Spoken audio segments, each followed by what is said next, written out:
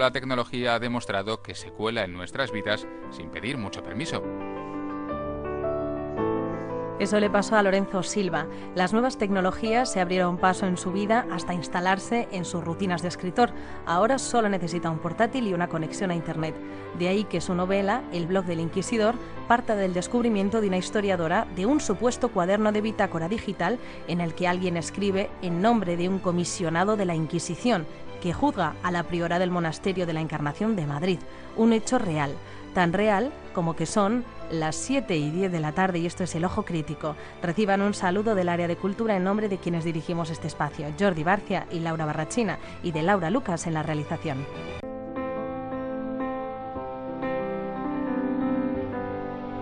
En Radio Nacional de España, El Ojo Crítico.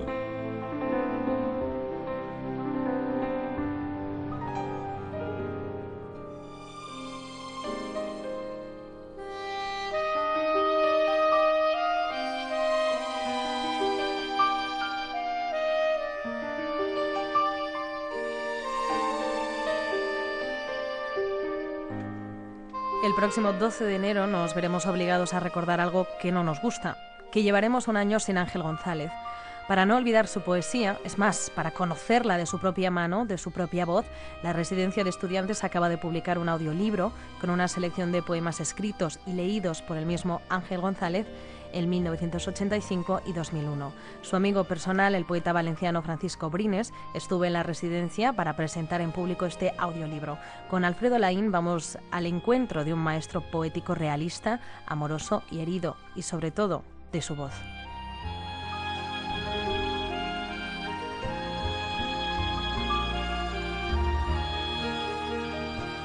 Para que yo me llame Ángel González, para que mi ser pese sobre el suelo, fue necesario un ancho espacio y un largo tiempo. Aquel ángel gozaba de dos anchas e invisibles alas que presumíamos en él porque meneaban el aire en torno cuando estaba entre nosotros.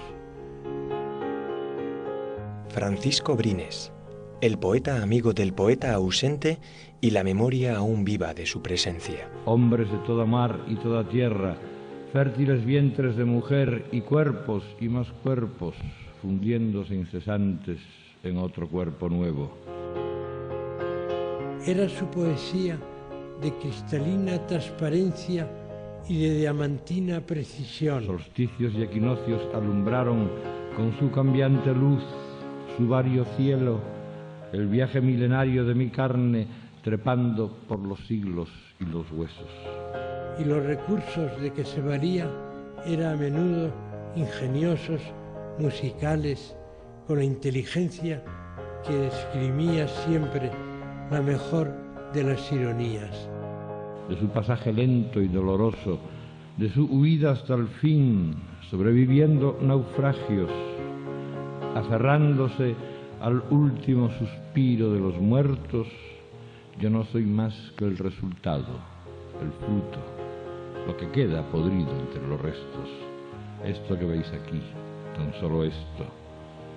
Un escombro tenaz que se resiste a su ruina, que lucha contra el viento, que avanza por caminos que no llevan a ningún sitio. El éxito de todos los fracasos, la enloquecida fuerza del desaliento. Así era, así es, la poesía de Ángel González, el testimonio de quien escribe sin esperanza, con convencimiento.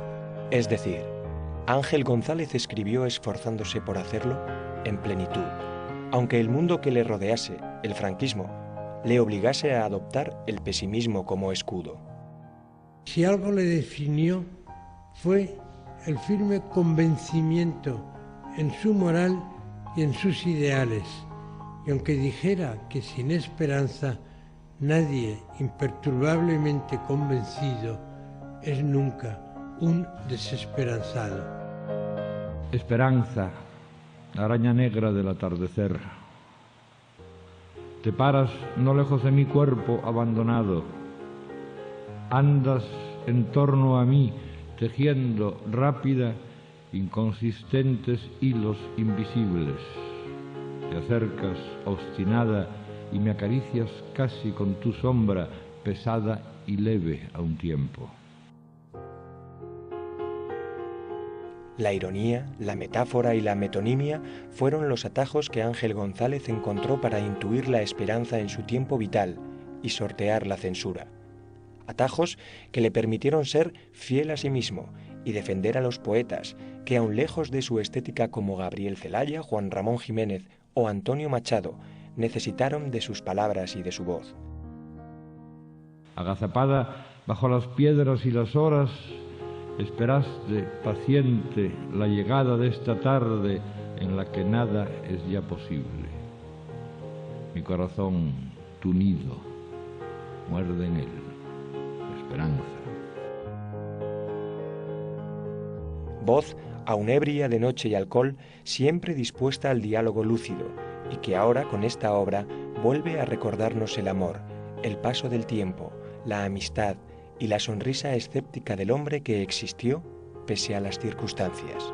Ángel González dialogaba. Me asombraba que después de una última conversación tan distendida en el coche, bajara del coche en dirección del portal de su casa, eseando en el breve recorrido. La sonrisa, con una mano extendida, te había cogido desde el principio y era la misma sonrisa que te despedía.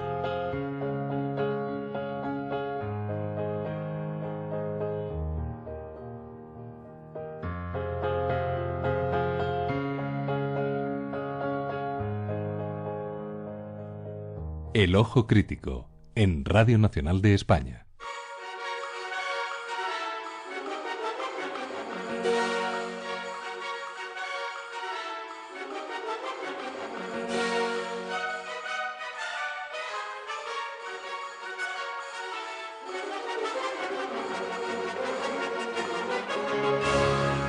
Un 10 de diciembre como mañana, pero de hace 100 años, nacía en Aviñón, en Francia, un niño de nombre Olivier.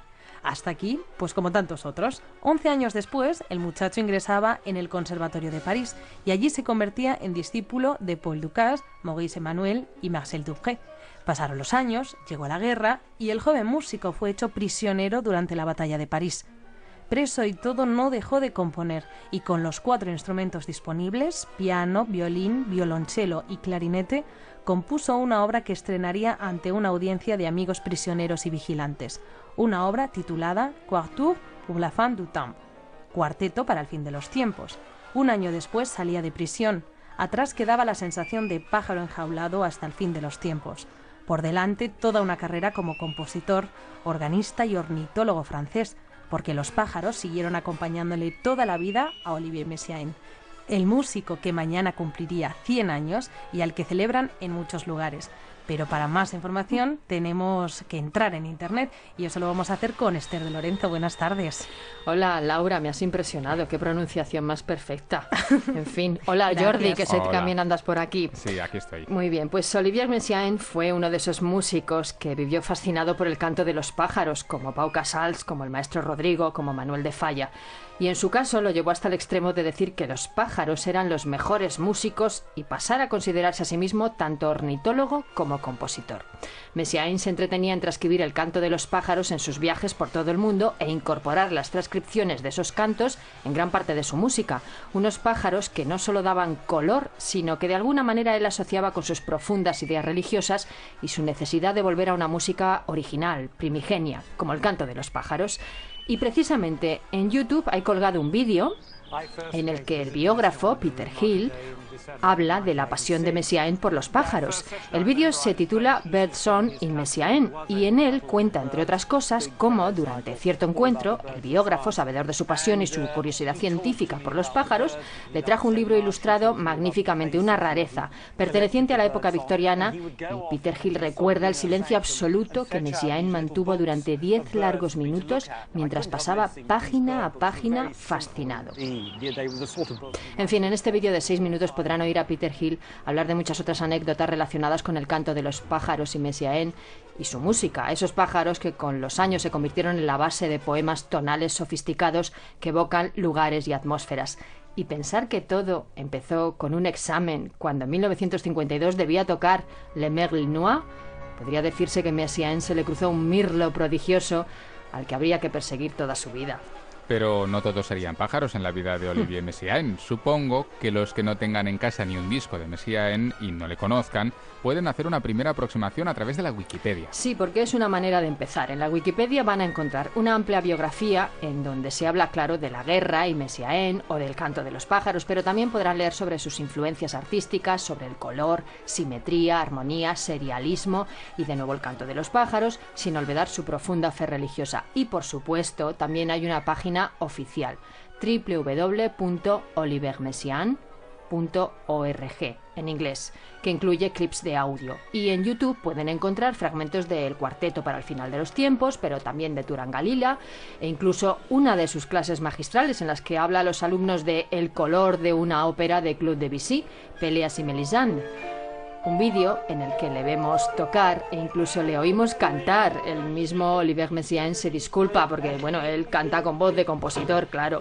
Y a continuación pregunta a sus alumnos sobre el color, y surge el debate que si esta parte es de color más cálido, que si la primera parte es como gris-violeta y esta segunda a él le parece algo así como naranja, con unos toques de azul, añade otro, y él dice sí, pero con verde, sí, claro, frío, sí, pero no, el naranja como dominante. En fin, que los matices de color no son solo cosa de la fotografía, y si no, pongan oído, apliquen el oído y escuchen como escuchaba Messiaen. A lo mejor la próxima vez que oigan un pájaro cantar lo oyen con color, porque así lo decía Messiaen. Y he leído que Messiaen decía que atribuir una excesiva importancia al fenómeno sonoro es un error de los músicos contemporáneos. La música no se compone exclusivamente de sonidos, decía. Eso decía él, y el que piense así o lo contrario no podrá oír a Messiaen, pero tampoco a Ligeti. Y para terminar, volviendo al origen, sepan que para celebrar este año Messiaen, la Asociación Messiaen 2008, creada en torno al centenario y presidida por la viuda y Pierre Boulez, uno de sus alumnos, colgó una página web específica, en francés, eso sí, www.messiaen2008.com, que bulle de actividad y en la que pueden encontrar información sobre los actos y conciertos homenaje que se celebran estos días en España y fuera de España, y desde la que pueden entrar en otros links como el que ya les he citado, oliviermessiaen.org, y también en olivermessiaen.net. Este último vinculado al denominado Messiaen Project de la Boston University, y que ya imaginan está en inglés, claro. Pues es una nueva muestra que detrás de los grandes compositores, de los grandes artistas, a veces se esconden biografías de lo más atractivas, de lo más recomendables. Esther, gracias por habernos traído esta biografía, en este caso de la de Olivier Messiaen. Recordemos, mañana su centenario. Muy bien, hasta luego. Adiós, Esther. Adiós.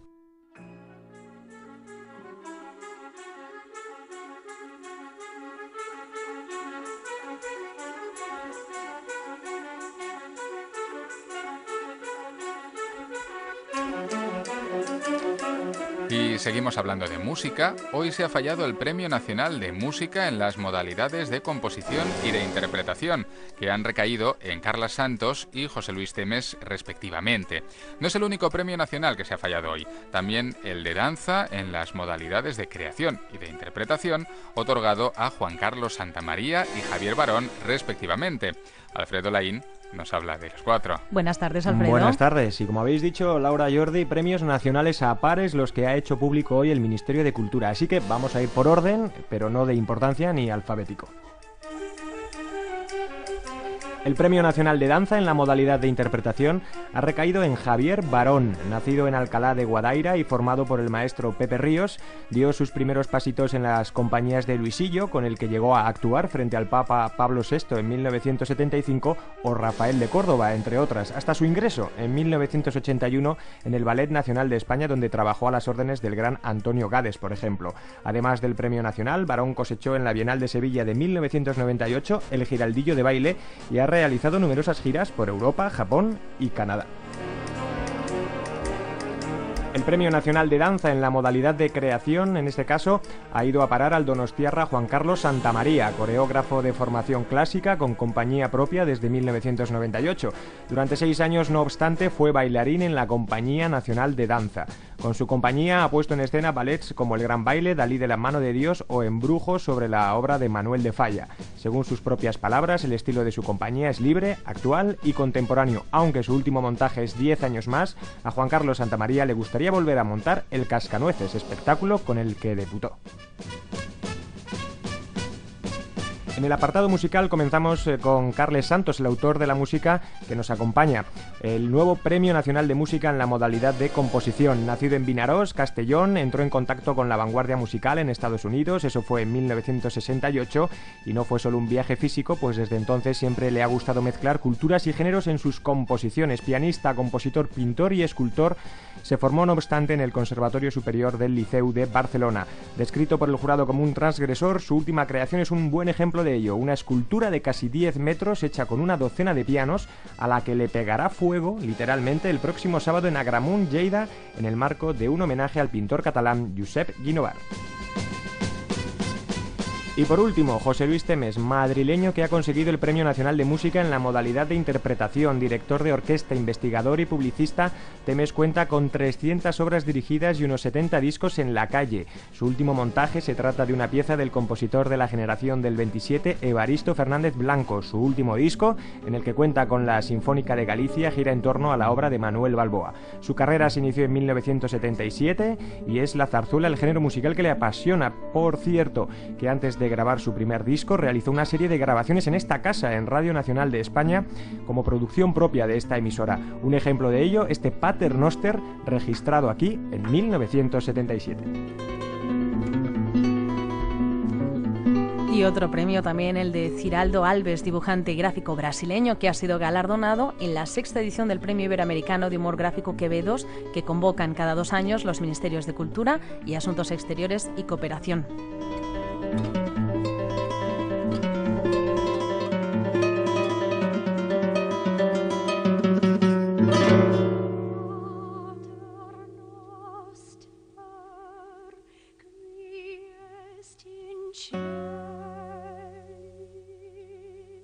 El ojo crítico.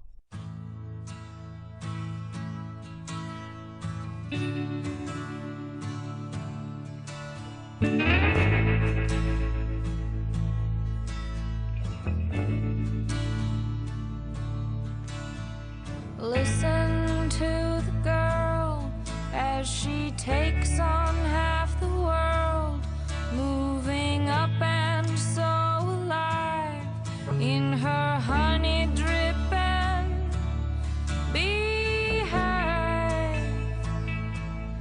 Beehive, it's good. Tiempo de música moderna y hoy le toca el turno porque así lo quiere Julio Ruiz. Hola, buenas tardes. Hola Laura, Jordi. Hola. A un álbum conceptual que siempre parece que es como algo muy serio.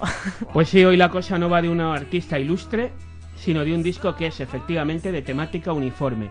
Habla del amor, pero desde el punto de vista de la mujer e incluso, por afinar más, en clave de desilusión, de desengaños en femenino. Y la idea de esta serie de discos temáticos parte de 2 productores. Así es, Hugo Nicholson y Eddie Besselel eligen el tema a tratar y las canciones a interpretar por una banda creada también para la ocasión. Ese grupo tiene al frente a Alela Diane, Que no se estrenaba con esto, sino que tenía vida aparte ella. Sí, ya había debutado en solitario con un disco propio llamado Pirates Gospel, pero acudió encantada tras una selección de Eddie y Hugo curioseando en los MySpaces, es una forma como otra cualquiera de hacer un casting, y en cuanto le llamaron, acudió encantada a la llamada de los inventores de este proyecto. La canción que todavía está sonando desde hace un rato es una pieza fechada en 1985 de los ruidosos Jesus and Mary Chain, Just Like Honey. Que así en este tono ya casi reconocible. Sí, ¿no? Aún tiene el tonillo, el estribillo, pero... Claro, sí, ya sé que tú eres más ruidoso. Pero leída de otra forma. Allá va otra canción de desamor, y esta lleva, a ver si esta la reconocéis, la firma de Nick Cave.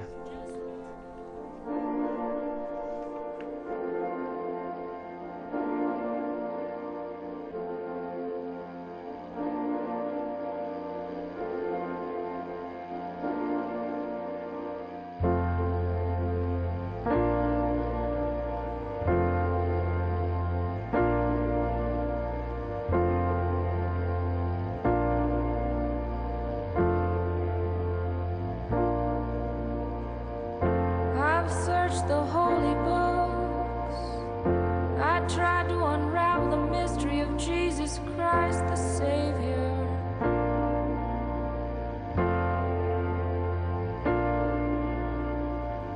I've read the poets and the analysts, searched through the books on human behavior.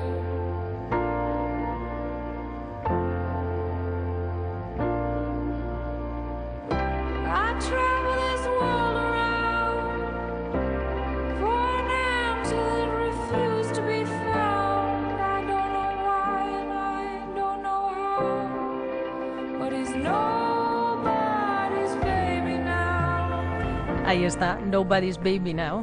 No. Has tenido que esperar, pero al final ha llegado El título de la pista, canción. pista. ¿Y cuál preferimos? ¿Cuál preferimos? ¿Laura, Jordi, Nick Cave o Jesus and Pues Mary me están Chain? gustando mucho las dos. Sí, ¿no? Yo me quedaría con Nick Cave, quizá.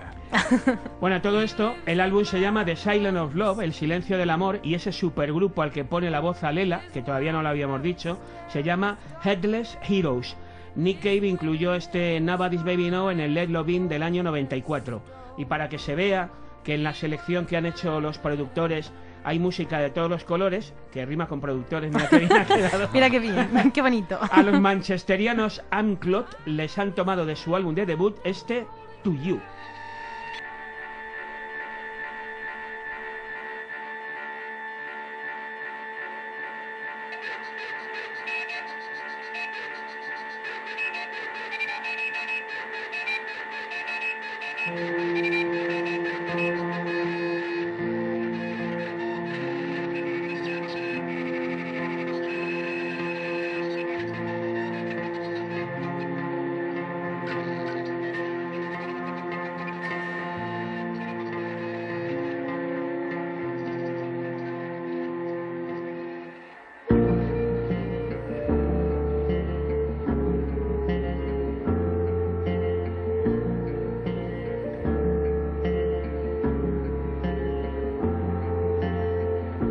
The gods and the saints preserve you, 'cause nobody here deserves you.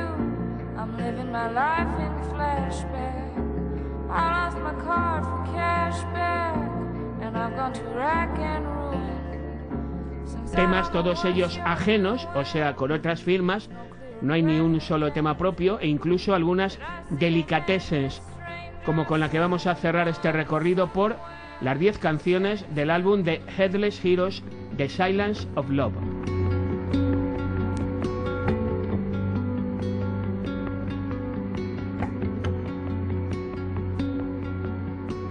been coming down for a long time. Changes coming down on me. Can't seem to carry 'em all now. Been wishing there was someone else I could be. Hey now, who really cares? Hey, won't somebody listen? Let me say what's been on my mind. Seguro que si el artista hoy de moda Devendra Banhart no saca su nombre del ayer hace un año, pocos se acordarían de una artista folk llamada Linda Perhaps, que apenas publicó un álbum llamado Parallelograms en 1970. En ese disco único en la carrera de Linda Perhaps estaba ese Hey, Who Really Cares, y les queda así de bien a Headless Heroes.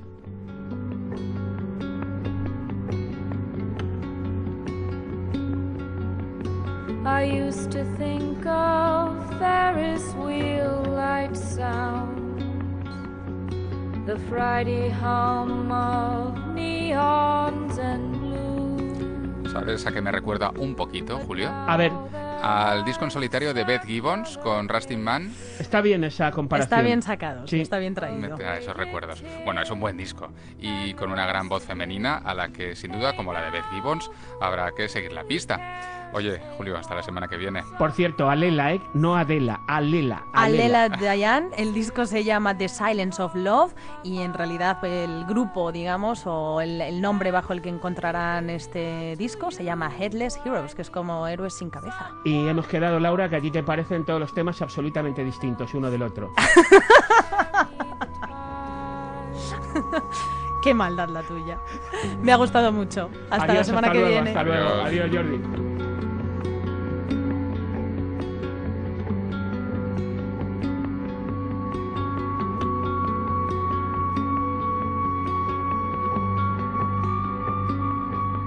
En Radio Nacional, El Ojo Crítico.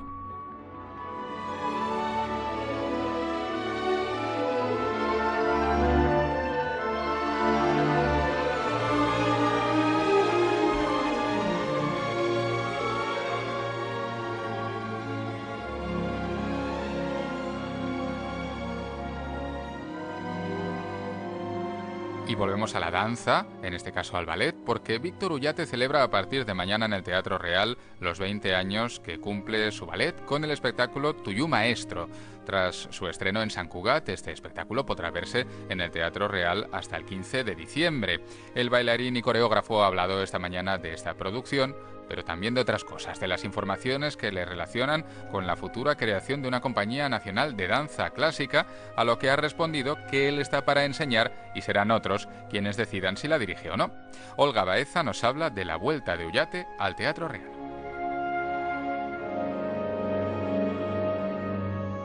Tiene 61 años y un corazón tozudo que, a pesar de sufrir 2 infartos, sigue siendo fiel a la danza. Hacía más de un lustro que Víctor Ullate no pisaba el Real y ahora llega a su escenario con paso firme, agradecido por el esfuerzo que Eduardo Lao, coreógrafo y director artístico de su ballet, ha realizado recopilando sus mejores piezas. Tuyú Maestro es el homenaje a toda una vida entregada a la danza.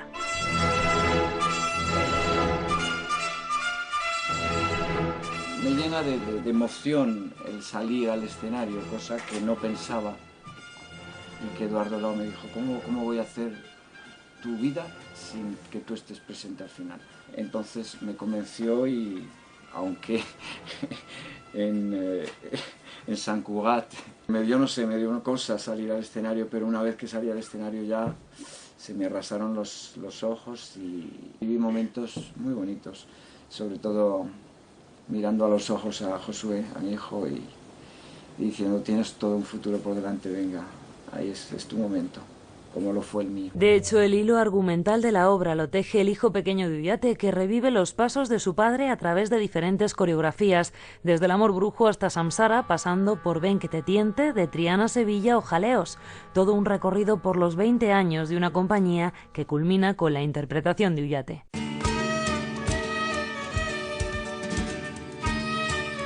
Para mí salir al escenario son palabras mayores, tengo un gran respeto al público y quería, aunque bailar, vosotros sabéis que el baile solamente es para gente joven, ya que cuando cumples una edad pues no puedes pegar esos brincos que pegabas a los 20, claro.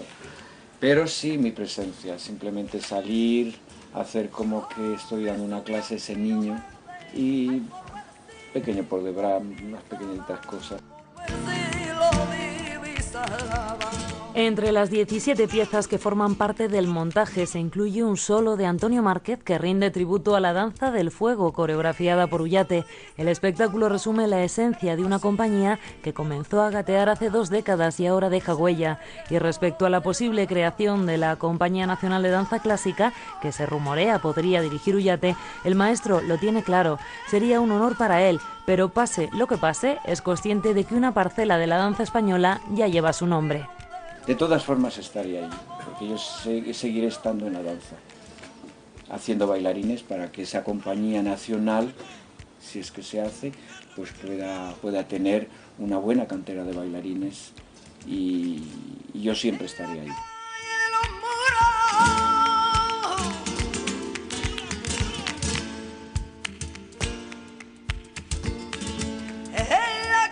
Las 7 y casi 56 minutos de la tarde. Enseguida iremos a nuestras noticias en formato más breve, pero unos segundos para plantearles nuestra pregunta de la semana.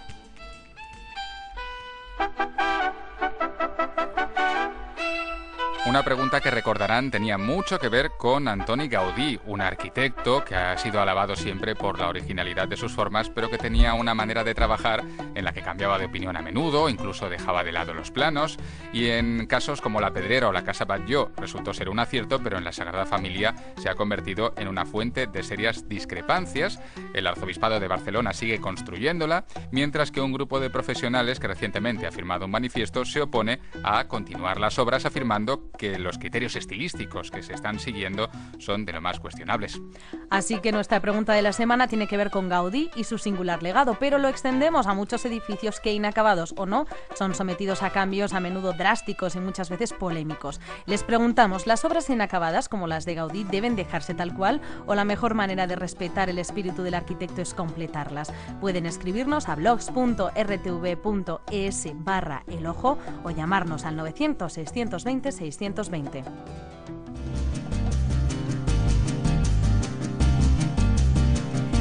Y quedan 3 minutos para la mini sección con Elena Cerveto. Buenas tardes. Buenas tardes, Laura. Buenas tardes, Jordi. Hola, Elena.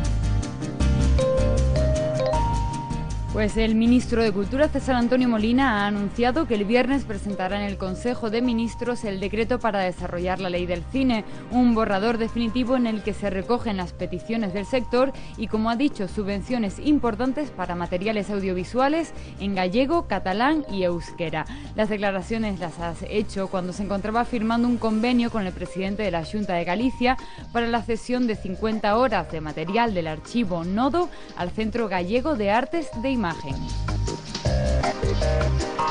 Y recuerdo, se han fallado, se han pronunciado los discursos y ahora solo queda que mañana los galardonados con el premio Nobel recojan su diploma y su medalla de oro. Una ceremonia que desde su primera edición en 1901 se celebra el 10 de diciembre, ya que es la fecha del aniversario de la muerte de Alfred Nobel. Este año, como ya sabemos, el de literatura lo recogerá L'Eclésio. Por cierto, hace 10 años que José Saramago recibió su Nobel de Literatura, un premio que, según ha declarado este domingo, significó una gran responsabilidad cívica y política y también una avalancha de discursos y entrevistas que tuvo que dar.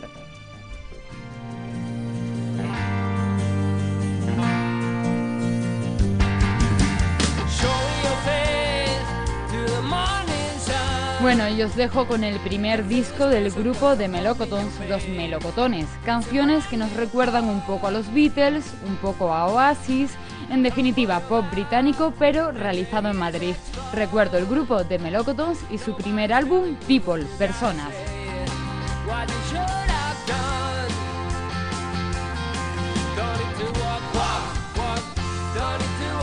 Desde luego, Elena, no te portes tan mal. Son casi las 8 de la tarde y tenemos hambre, de Melocotons. Pero en inglés no se dice Melocotons, ¿no? Me has pillado. Pitches. ¿Ves? Pitches, muy buena, muy buena. Es que a estas horas también las energías mentales. Qué bien nos vendrían unos melocotones. Unos Melocotons.